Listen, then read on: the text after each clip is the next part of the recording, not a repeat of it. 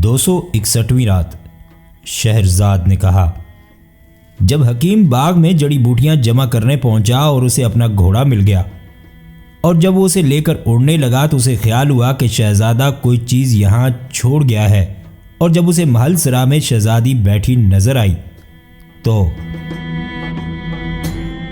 اب شہرزاد نے بادشاہ شہریار کو بتایا کہ جب حکیم کی نظر شہزادی پر پڑی تو اس نے اپنے دل میں خیال کیا کہ شہزادہ ہی اسے گھوڑے پر بٹھا کر یہاں لایا ہوگا اور اسے محل سرا میں چھوڑ گیا ہوگا تاکہ جلوس لا کر اسے شان و شوکت کے ساتھ شہر میں لے جائے۔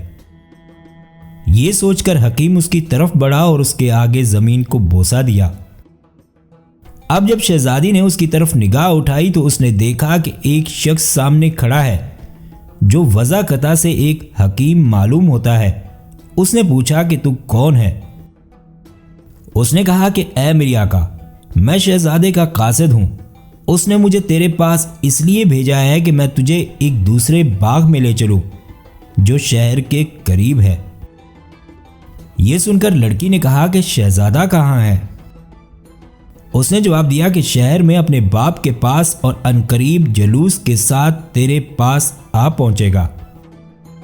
شہزادی بولی، اے شخص، کیا شہزادے کے پاس تیرے علاوہ اور کوئی شخص نہ تھا جسے وہ میرے پاس بھیجتا؟ یہ سن کر حکیم ہنس پڑا اور کہنے لگا کہ اے میری آقا، میری عمر اور میرے بالوں کی سفیدی پر نہ جا۔ اگر تجھے بھی مجھ سے وہ فائدے پہنچتے جو شہزادے کو پہنچے ہیں تو میرے متعلق ایسا خیال نہ کرتی۔ شہزادے نے خاص طور پر مجھے تیرے پاس بھیجا ہے کیونکہ وہ تجھ پر عاشق ہے، اور عاشق شقی ہوتے ہیں، ورنہ اس کے پاس بے شمار غلام اور نوکر چاکر ہیں۔ جب شہزادی نے حکیم کے منہ سے یہ باتیں سنی اور ان پر غور کیا تو وہ لڑکی کی سمجھ میں آ گئی۔ اسے یقین ہو گیا کہ وہ سچ کہتا ہے، اور اٹھ کھڑی ہوئی اور اس کے ہاتھ میں ہاتھ دے دیا اور کہنے لگی کہ اے میرے باپ، میری سواری کے لیے تو کیا لایا ہے؟ اس نے کہا کہ اے میری آقا، اسی گھوڑے پر چڑھ جس پر تو سوار ہو کر آئی ہے۔ شہزادی نے کہا کہ میں اکیلی اس پر نہیں چڑھ سکتی۔ یہ سن کر حکیم مسکرایا اور اسے یقین ہو گیا کہ اب اس نے پالا مار لیا ہے۔ وہ اس سے کہنے لگا کہ میں خود تیرے ساتھ سوار ہوں گا۔ یہ کہہ کر وہ سوار ہو گیا اور لڑکی کو اپنے پیچھے بٹھا لیا اور اسے اپنے بدن سے ملا کر خوب مضبوطی سے باندھ لیا تاکہ وہ کہیں گر نہ پڑے۔ لڑکی تو بالکل بے خبر تھی کہ وہ کیا کرنا چاہتا ہے۔ اب حکیم نے پرواز کے پیچ کو دبایا، گھوڑے کے پیٹ میں ہوا بھر گئی اور وہ حرکت کرتے کرتے اوپر کی طرف اڑتا چلا گیا اور اڑتے اڑتے آسمان میں شہر سے غائب ہو گیا۔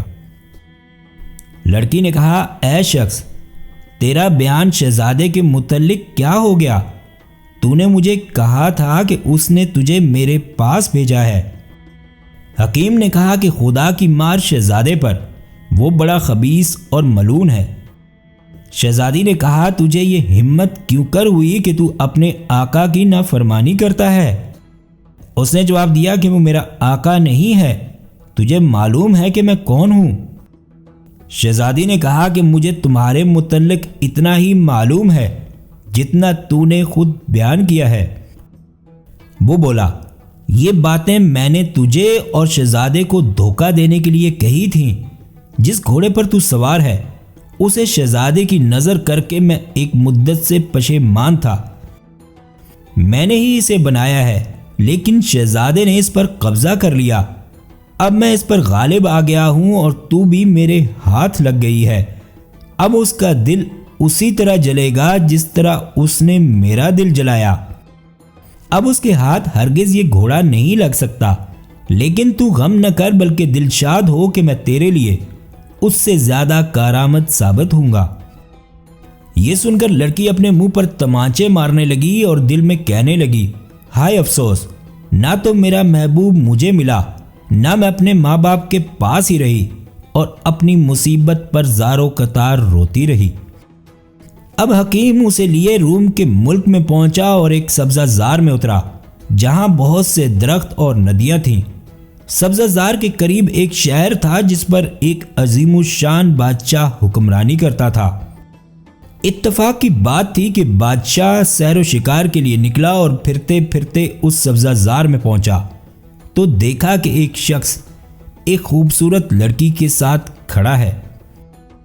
حکیم کی توجہ ابھی اس طرف نہ ہوئی تھی کہ بادشاہ کے غلاموں نے جھپٹ کر حکیم، لڑکی اور گھوڑے کو گرفتار کر لیا اور سب کو بادشاہ کے پاس لا کر حاضر کیا۔ بادشاہ نے دیکھا کہ جس قدر لڑکی حسین اور جوان ہے اسی قدر مرد بوڑھا اور ناتواں ہے، اور اسے کچھ بے جوڑ سی بات معلوم ہوئی۔ اب بادشاہ نے لڑکی سے پوچھا کہ یہ بوڑھا تیرا کیا لگتا ہے؟ قبل اس کے کہ وہ کچھ کہے حکیم بول پڑا، یہ میری بیوی اور چچیری بہن ہے۔ لیکن لڑکی نے یہ سن کر کہا کہ واللہ اے بادشاہ، یہ جھوٹا ہے، نہ یہ میرا شوہر ہے نہ میں اسے پہچانتی ہوں، بلکہ یہ مجھے دھوکہ دے کر زبردستی پکڑ لایا ہے۔ جب بادشاہ نے لڑکی کا بیان سنا تو کہا کہ اس شخص کو مارو، اور بادشاہ کے آدمیوں نے اسے اتنا مارا کہ وہ مرتے مرتے بچا۔ جب بادشاہ کے آدمی اسے خوب مار چکے تو اس نے اپنے آدمیوں کو حکم دیا کہ اسے شہر لے جا کر قید خانے میں ڈال دیں۔ غرض حکیم سے لڑکی اور گھوڑا چھین لیا گیا اور اسے قید خانے بھیج دیا، لیکن یہ نہ معلوم ہوا کہ گھوڑے میں کیا خوبیاں ہیں اور وہ کس طرح چلتا ہے۔ اب شہرزاد کو صبح ہوتی دکھائی دی اور اس نے یہ کہانی بند کر دی۔